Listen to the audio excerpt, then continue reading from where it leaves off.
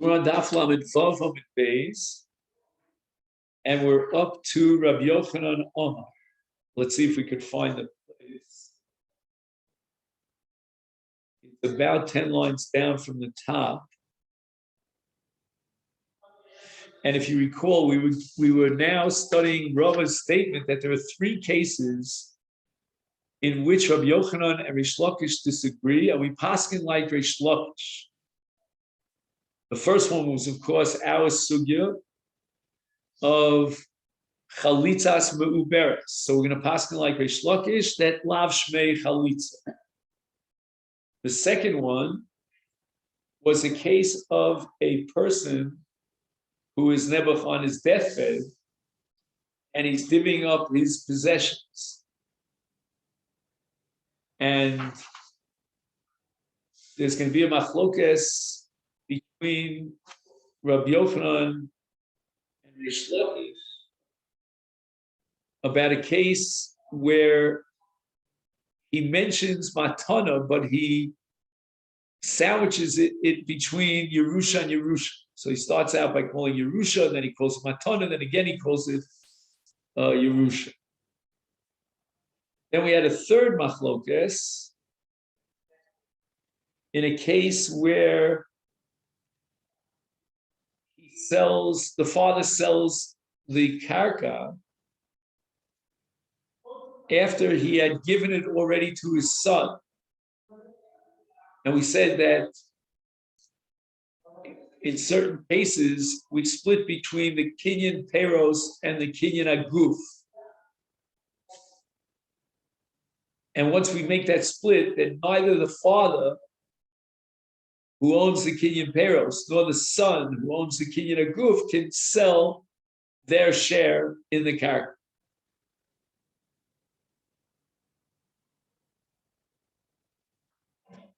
So each one's bailus reciprocally or respectively is going to prevent the sale. It's going to block the sale unless they can get together father and son, and they decide as a partnership, father owning peros and the son owning guf, they will sell it.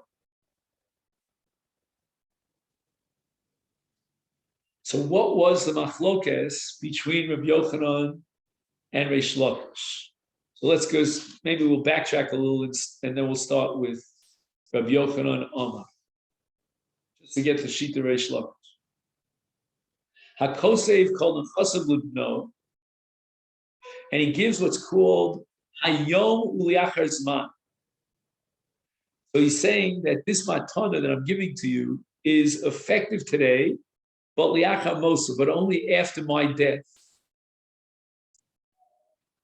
So that means that he's being machna the guf hanechasim to his son, but he's retaining for himself. The father is retaining for himself the kinyan aguf. I'm sorry, the kinyan peros.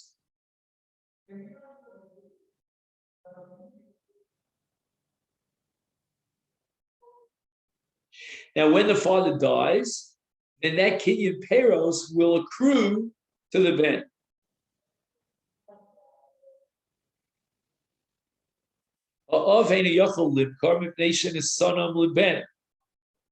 As we said before, the father doesn't own the guf hakarka. He's already given it over to the ben. Hence he cannot sell the karka. A ben ein yochel limkor mipnei she'en b'reshus ha'av.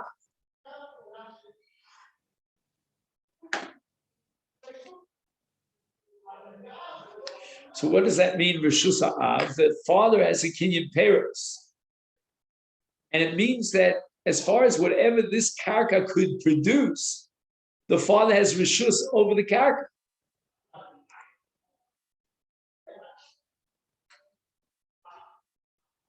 So therefore the son cannot sell the karka.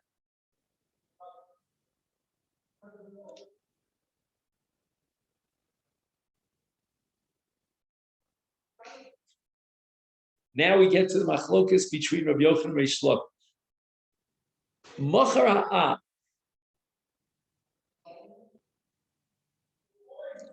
The father went ahead and he sold his nechasim.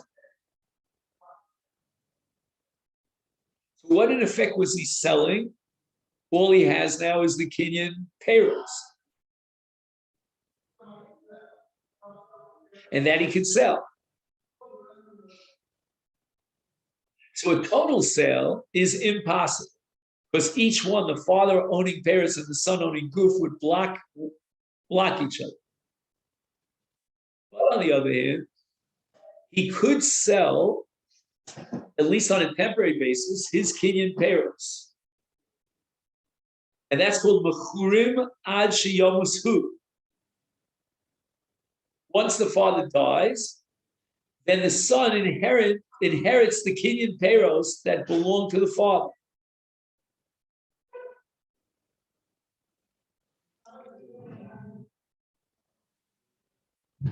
Now, why is that so? After all, the father owns the Peros. Why can't he sell the Peros to a lokech on a permanent basis? But the answer is that a person can only sell that which he owns. And the ownership of the father in Kinyan Paris is a limited ownership. Why? Because the son owns the guf. So that the father retains for himself, within the context of the matana that he gave to his son, he retains for himself the rights of Peros until such time as he passes from this world. That makes the Kinyan Paris a Kinyan Luzman.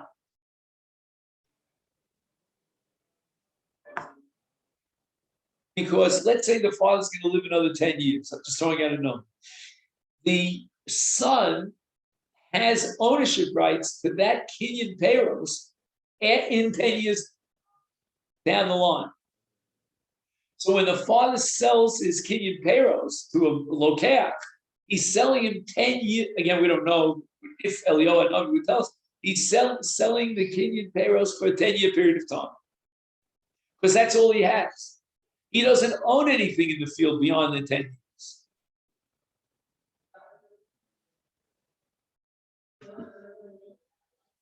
Now, I'm not sure, but I think this halacha would apply in general. It has nothing to do with Yerusha of a father and his son.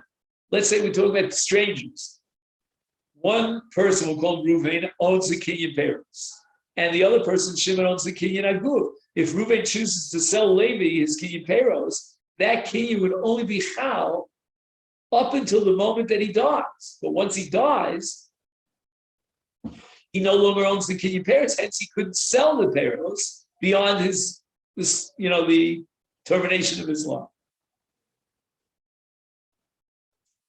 So Nachama, Machar haben, so starting in Machar av mechurin ad sheyamushu.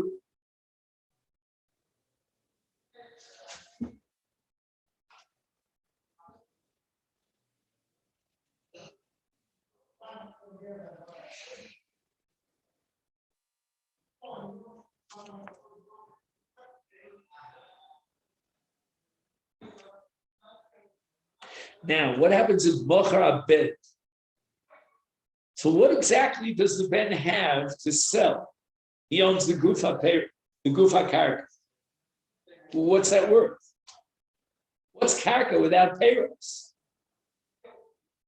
Even to rent the karka that has roof on it, let's say, that's also considered Kinyan payros. So in effect, when you sell something that you own the guf only, you don't own the payros, you're selling nothing. Call it a bag of hot air, but you're not selling anything that you can touch on, anything that's mamashis.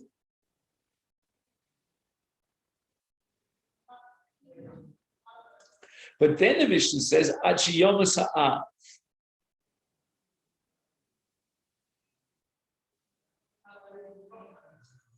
Let's see if we can understand this. Again, the ben sold,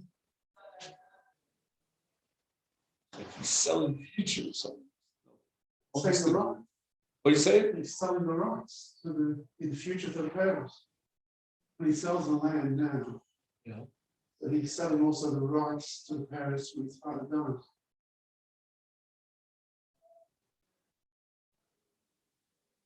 Isn't that a double shalom oliola? Can I sell it? I'll tell you why. Who wants to look? I can answer my question in the same breath that I asked it. I haven't answered. because the Ben owns the goof, because the father sold him the goof or gave him. So now you can't sell the goof because the father is blocking that sales because the father's alive, because the father owns the Kenyan parents. But once the father dies and that blockage is removed, and the sale is valid both on goof and on parents. So it's not a davar shalom. In other words, if I sell you payros, they haven't grown yet, that's a davar shalom oliolim. But if I'm selling you now the goof, such that you'll own the payros when they grow, then it's in your field that the payros grew.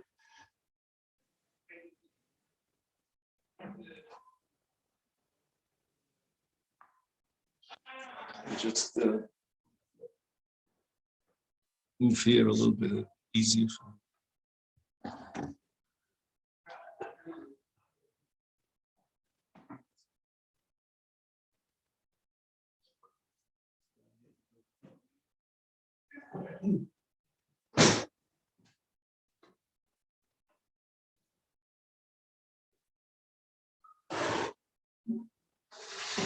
Sorry.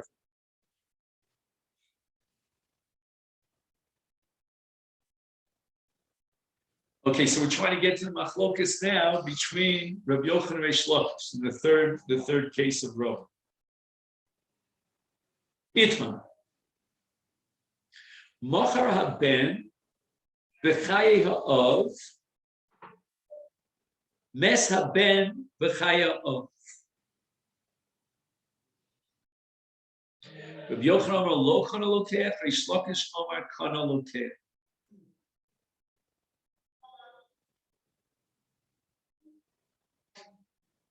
Now, the son owns the goof, the father owns the parents.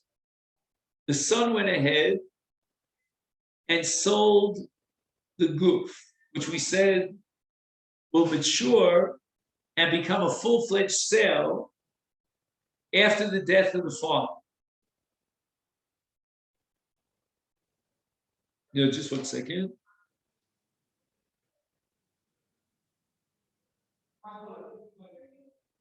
Right. That's what we said. Now, the exact opposite happens. When his son sells his goof and then the father dies, that sale of the goof can now mature and encompass the Kenyan parents, which the father was blocking because he owned the Kenyan parents, but now the father is gone. But what happens now in the opposite scenario, where unfortunately the son died? So Yochanan Amar lo kana.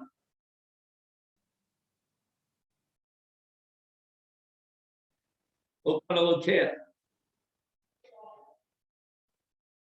I don't know, yesterday I thought that maybe because the father inherits his son, but I don't know. Maybe we'll leave that out for the time. Reish Lakish Amar kana lo keh. That the sale is a valid sale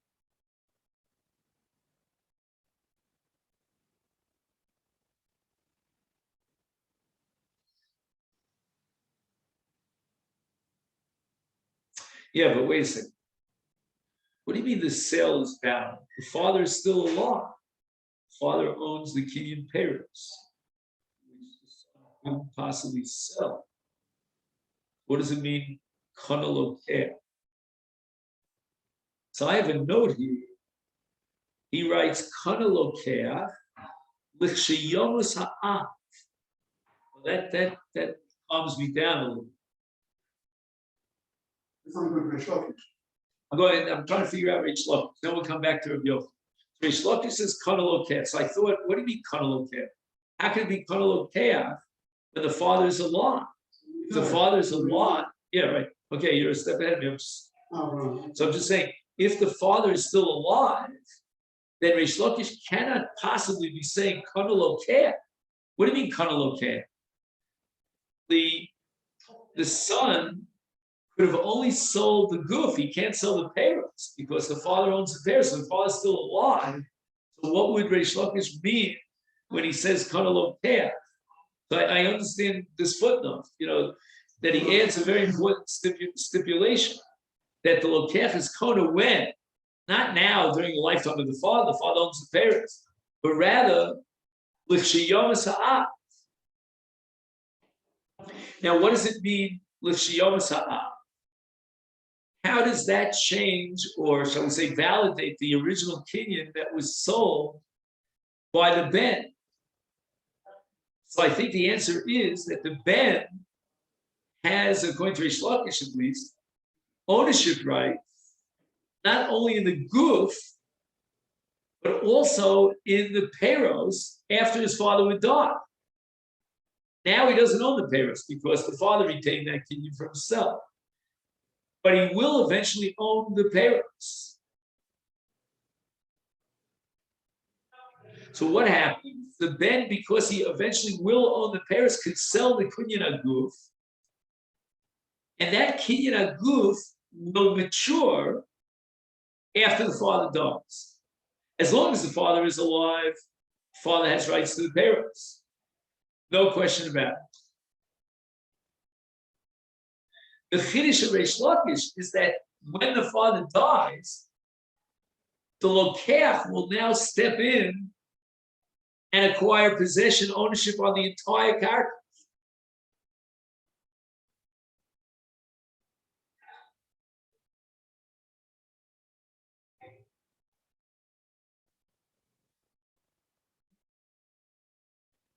He writes, "Sharei hayol ben kinyan uschus beguf hakarka od b'chaya am," because we're talking about a case of kosev nechosav libno. But ben rashoy limkor es kinyan aguf shehayol bahem. So there's a valid hakna vis-a-vis the guf when the ben is mocher the karka, meaning what he has in the karka, to the lokech. So now lokech legitimately owns the guf. Again, that's a very fine and abstract kinyan, guf. He cannot own the peros because the father is still alive.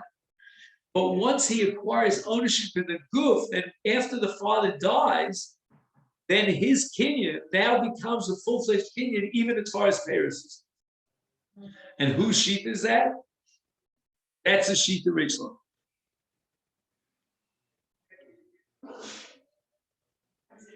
Rav Yochanan Omar, now the Gemara analyzes machlokas, lo kana lokeach, because kinyan peros, kinyan agufton, which I understand to mean that the son, insofar as he only owns the guf, but he doesn't own the peros, there's nothing that he has to sell. You'll tell me that all the father has is the kinyan peros, but the answer is kinyan peros, kinyan agufton. So it's as if the father owns, the nechasim. Father is, let's call it the prime owner of these nechasim because he owns the peros.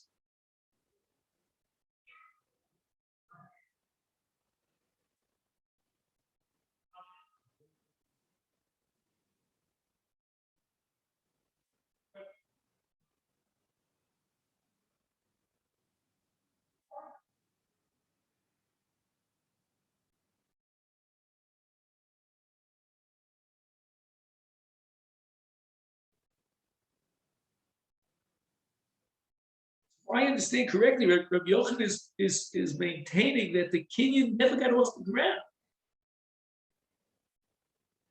Why? Because the father's kinyan of peros is like a kinyan in the gufa karka. He becomes like an ikar, primary owner of the karka. Because what do you do with karka if not produce peros? So that's what it's for. And therefore, Rabbi Yochanan is going to nip it in the bud, so to speak. He's going to invalidate, he's going to void the kinyan of the son from the get-go. It never got off the ground. How can you possibly sell guf when the father owns the guf? What does it mean the father owns the guf? The father owns only the Peros. But since the Peros is Kikinyan and Guftomi, that gives the father a major essential ownership in the karka.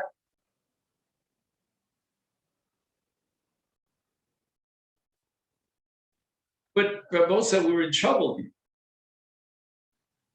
How is Rabbi Yochanan going to explain the Mishnah? We just quoted the Mishnah that says, Bochar Abed, Ein L'Lokech B'hem Klum Ad Sheyom Ha'Sa'ah. So that means that the kinyan of the bed to the Lokech was valid. Again, we have to wait until the father dies in order to materialize that kinyan.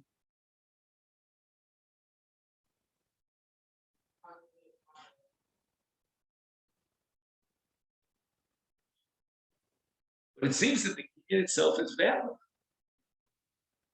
To such an extent that if the father would die, the Lokech now acquires ownership over the field.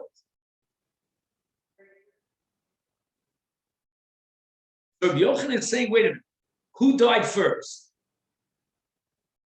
If the father died first, then at that moment in time, says Rabbi Yochanan,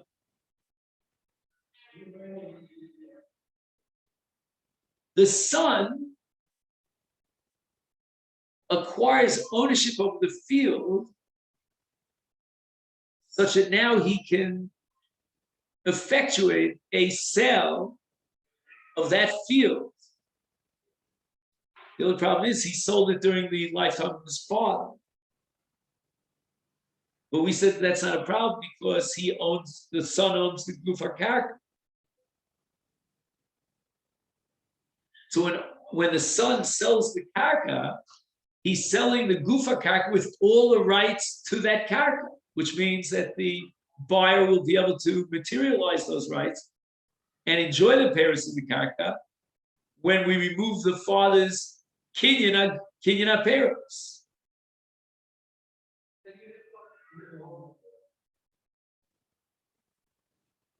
And since the father died first, at that point, the son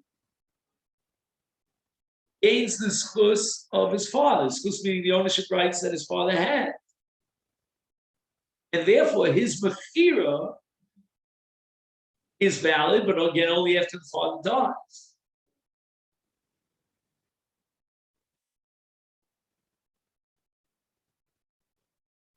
Well, let's say the son is selling something that he'll never be able to materialize, meaning he never will ever, there won't be a moment in time in which that kinyan will be his. For example, if the son dies before the father. So therefore the sale could not be valid in that case because the seller was not zocher in that which he's selling. He's selling something that's not his.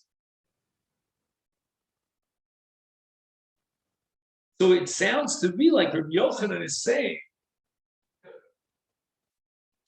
that the reality is going to determine the reality down the line, which we don't know exactly what's going to happen, is going to fix, it's going to set in stone the original kinyan of the bed. And Rabbi Yochanan is differentiating between the following two cases. If the son sold this karka to a lokeach and the father dies first, that sale is valid. Why? Because the son is selling whatever possession rights he has in the karka. And as luck would have it, so to speak, his possession rights in the karka included Paris as well. I mean, we're not saying Lamafreya, but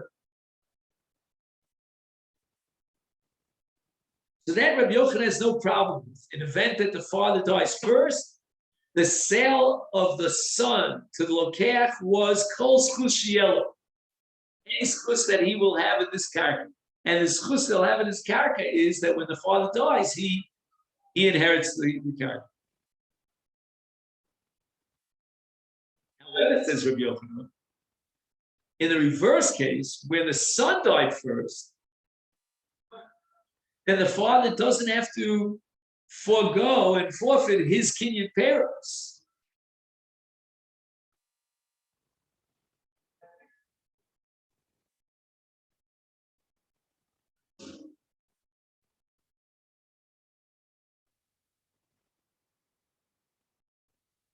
And therefore, says Rabbi Yochanan, that impacts on the original kinyan.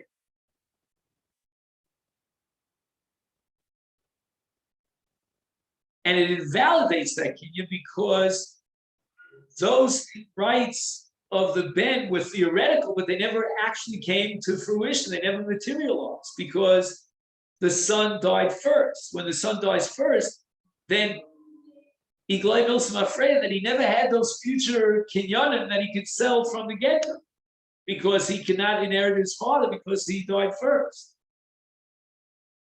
But in the event that the father died first, that's explicit in the Mishnah. Rabbi Yochanan is not arguing against the Mishnah. That since the father died first, the sale of the ben is a valid sale.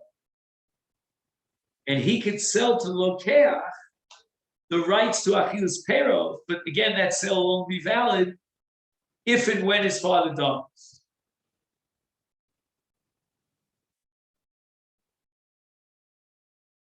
Reish Lakish Amar, Kana Lokeach, Kinyan Peros, Kana Lokeach, and why? Because Kinyan Peros lav Kinyan Aguftam. In other words, even though the father is holding on to a Kinyan Peros, but that Kinyan is not an essential ownership rights in the Nechasim. We're not going to go as far as to say that it's as if the father, by virtue of his Kinyan Peros, has a Kinyan in the Guf. He doesn't have anything in the Guf. And that's called Kinyan Peros lav Kinyan in the Guf.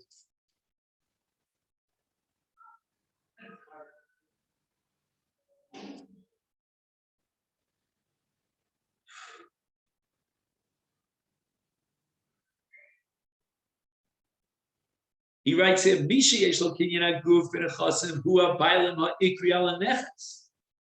L'chein, af im meis haben b'chai ha'av,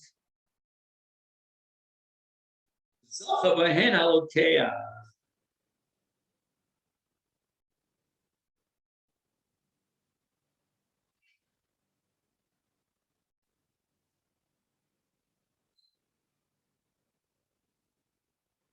שאף בחייב היה בן הבעל, שקניין הגוף שלו, ולאו יש רק זכות אכילת פירות, but לאו כגופתו.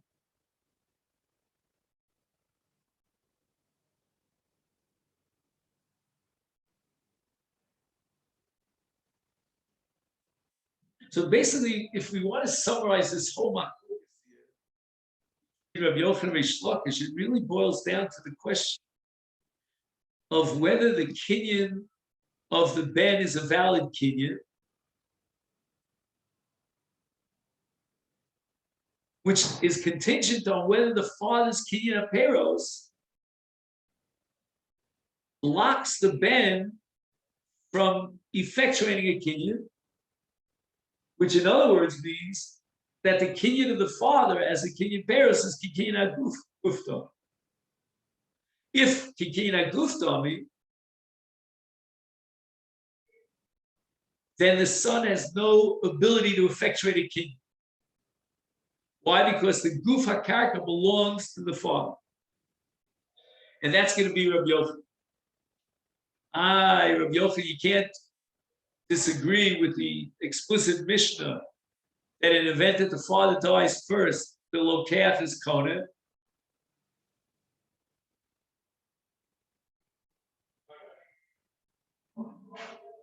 So there, in that case, Rabbi Yochanan is going to say that the validity of the sale of the ben is based on the fact that he will inherit the peros.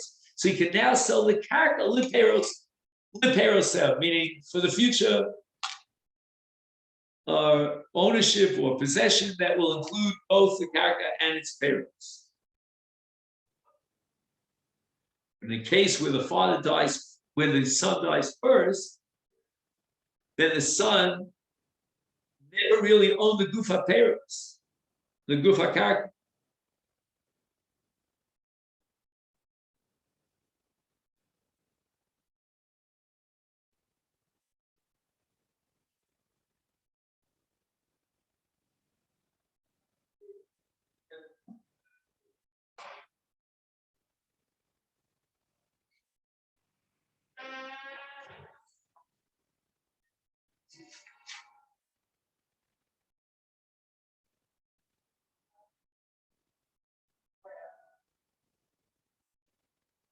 So Rabbi Yochanan is holding kinyan peros, kinyan agufta. If you can establish that the ben will materialize and jump that extra, ascension, he'll ascend from kinyan aguf to kinyan peros, okay, then he can sell. But in an event that the son dies first, what you're left with is the father's kinyan peros, which is kinyan agufta, and that blocks the kinyan, the mechira that was tried to be effectuated by this. Whereas Reish Lakish says, no, kinyan peros, klav kinyan agufta. All you have is a supposed the peros, but you don't know the guf. And therefore, the son could sell the guf in such a way that kinyan, if and when the father dies, will mature and incorporate even the peros. All right. We had here a little bit of a digression here from Yevamot, and not much change of pace. And we're going to get back now to Yevamot. I think we'll leave this for tomorrow. So Blinetta will start with Kodshim at 10:45, and then we'll learn Yevamot at around, say, 11. Let's just make a note of where we got up to here. Of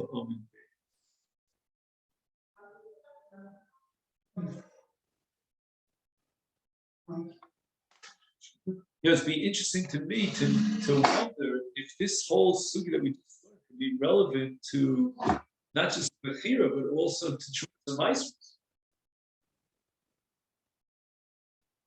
Meaning, if the Torah says you only chayv, then is a kinyan peros enough to generate a chiyuv Trumas Maasros? I don't know. That'd be a really interesting read. Okay, then thank you and have a great day.